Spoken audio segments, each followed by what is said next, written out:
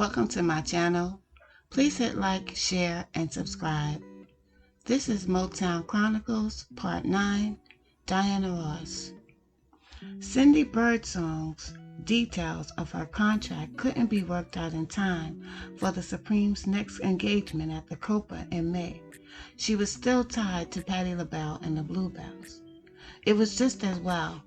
Barry remembered what happened the last time he tried to give Copa owner Jules Podell a ballot replacement, and he didn't want a repeat of that. Florence agreed to come back to the group on what she thought was a trial basis. She was distant now and didn't seem to care about group politics anymore. Her boyfriend Tommy Chapman was with her, and the two of them spent most of their free time together. Gordy had Birdsong with the entourage in New York, and she had been given tapes of the Supreme show to learn. As they performed, she watched from the audience.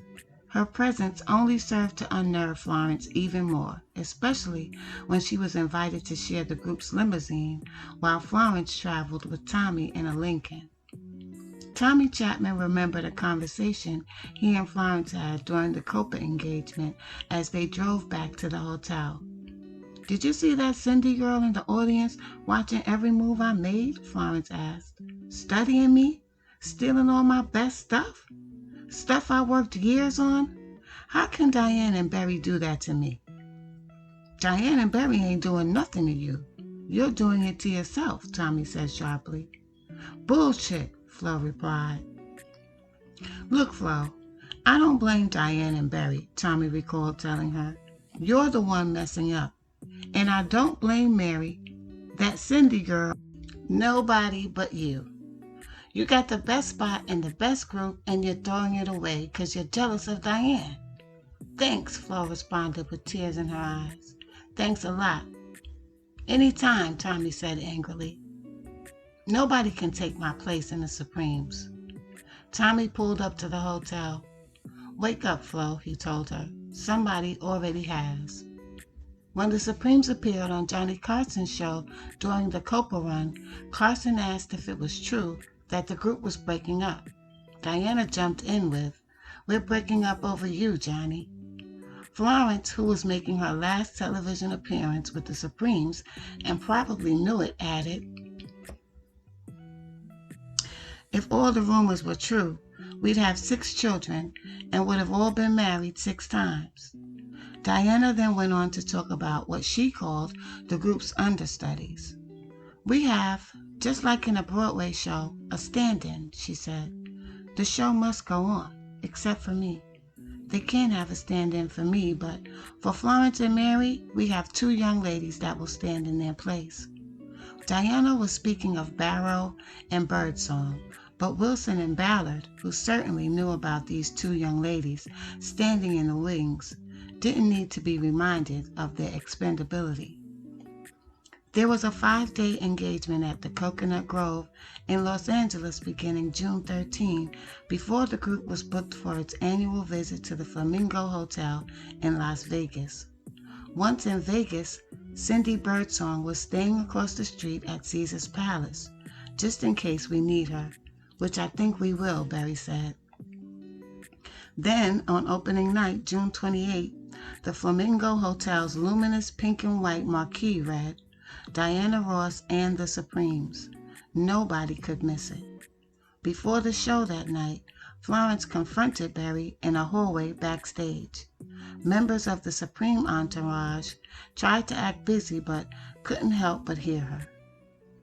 "So I see you finished the job," Florence once remembered saying to Barry. "I'll bet Diane just loves that marquee, don't she?" "Now, Blondie, don't you start with me. Don't you Blondie me," she said, her voice rising. "After I finish telling the world what I know about you, Mr. Berry Gordy, you'll be sorry you started this war with me. And you know what I'm talking about, so don't act like you don't." "Florence," Barry began, shaking his head in disbelief. "What did I ever do to you to make you hate me? I'm the guy who made you a star, remember? We loved you. We're family." With that, witnesses recalled that Gordy turned and walked away, muttering, "I just can't figure her out." "Don't you walk away from me, Mr. Berry Gordy," Florence shouted down the hallway. By now, all of the Supremes musicians were congregated in a corner listening to the exchange. "And the hell with you anyway," she continued, even though he was long gone. "Diana Ross and the Supremes my ass." With those words, she leaned against the wall for support and started to cry. "I'm finished," she said to herself, her voice choked and her mascara running down her cheeks. "I'm finished with all of them. They can have their goddamn group. I can't take it no more." Florence went back to the dressing room she shared with Mary and poured herself a stiff drink, and then another.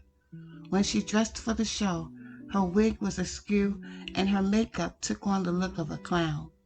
She had been wearing heavy layers of black shadow and mascara since her return to the group, and the effect was startling. Her costume, a silver two-piece bare midriff job, didn't fit. Her stomach stuck out, and the outfit looked tasteless as the group made its way through their opening number, ironically called "Put on a Happy Face" from Bye Bye Birdie. Throughout the show, Flo was off her mark and singing flat. Diana and Mary did what they could to cover for her, but it was difficult. In the act before their closing number, there was stage patter where Diana said, "I'll have you know thin is in," to which Florence, a la Pearl Bailey, always responded, "Thin may be in, but honey, fat is where it's at." This night, when she delivered that line, she stuck her stomach out to underscore the word fat. It was an unattractive thing to do, especially considering her appearance. When Gordy saw her do this, he bolted up from his chair and headed backstage. When the girls got off the stage, Florence went straight to her dressing room. "I need a drink," she said. Barry was standing there waiting for her. "You are finished," he told Florence. "I want you to pack your things and get the hell out of this town." "Barry, you get the F out of my face," Florence snapped as she pushed him out of her way and slammed the door. Infuriated, Barry stormed out of the backstage area and into the casino, where Diana joined him. The two spent the night at the tables, commiserating over what had happened. The next morning, he called Florence's room. When she picked up the phone, he realized that she was hungover. "I'm calling to tell you that you're finished," he told her. "I'm what?" "You're fired, Florence. Finished. I want you to go back to Detroit. I want you out of my life, goddammit." "Like hell I will. I'm going on stage tonight," she said.